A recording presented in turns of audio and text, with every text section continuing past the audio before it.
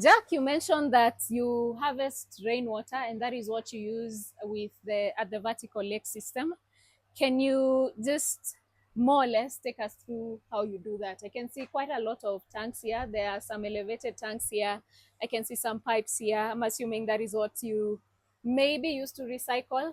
To our viewers, we are just outside the tank area. The tanks are in here. We've just come outside to see what happens with the water harvesting and the recycling of the water.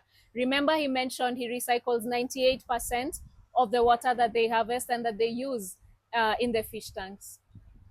Yeah, so if you can see the design of this house, it's made such a way that it's able to harvest as maximum rain or rainwater when it rains. So we get rainwater from the roof of this facility, and the water that is here is powered by the rainwater that is harvested from the same structure. So we do with the rainwater, we store them, we store it here, and we can store it like for a few hours just to make sure that it settles down, and then we use that water to fill these tanks, not the ones that are inside. Okay. Yes, we just collect it here. This is just like a storage, so that we can use that storage to fill the tank. So filling it is just like pumping water to the first tank, allow gravity to allow it to penetrate in each tank.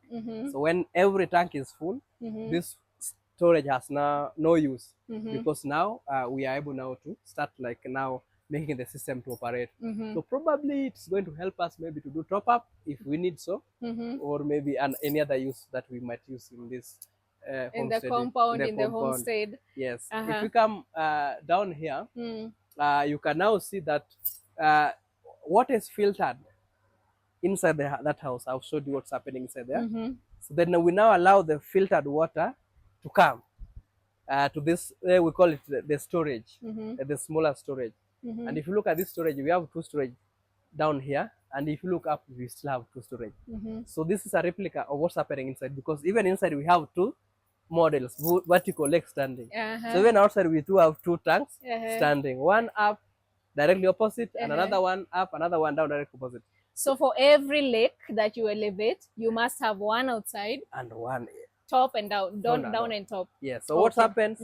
So you can see the up one and the down one, they are equivalent in terms of the volume. So this 1,000 liters, that the upper one is just another 1,000 liters. So this will collect 1,000 filtered water, clean water, and it will pump that 1,000 up there.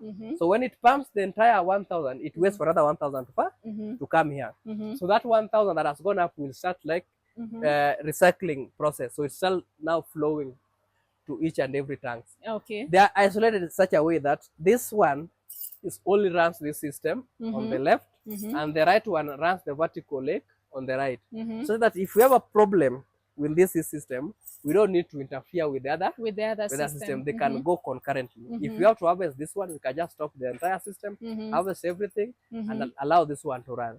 So that means even in each vertical lake that we are going to have thereafter, we'll have its biofiltration or its system running in the space that are remaining. One thing that I also have to mention here, if you look above those tanks, we are covering them with panels. Yeah, I couldn't help but notice there are solar panels. To our viewers, there are solar panels up there.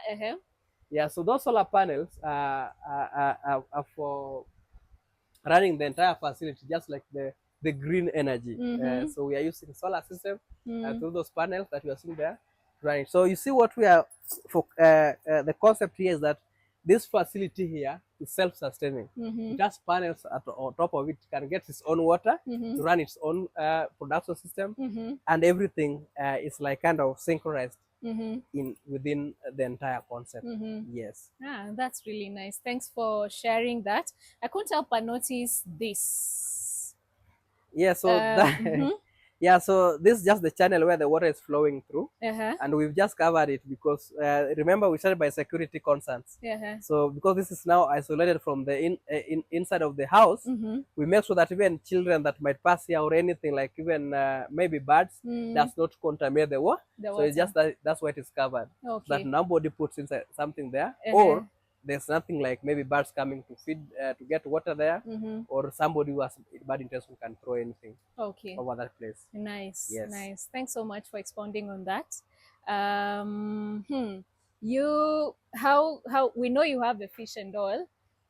Is it, do you ideally get fingerlings or do you breed your own fingerlings? Yeah, so that's very broad. The concept is for growing fish. So for a farmer, you can grow your own fish if you have the fingerlings, or you can still stock from other people who are doing fingerlings. Yes, for us, when we started by making sure that we grow fish that is coming from Lake Victoria, and we realized that the Kenyan market loves the Nile tilapia. So we brought those tilapia that are able to replicate within our tanks. Okay. So that means we can get our fingerlings from the tanks, which you can use to regrow and regrow and even but you need to be careful so that you don't overpopulate the tanks, and also you avoid crossbreeding that might interfere with the quality. But the quality of the Nile tilapia, people like it. It's very nice.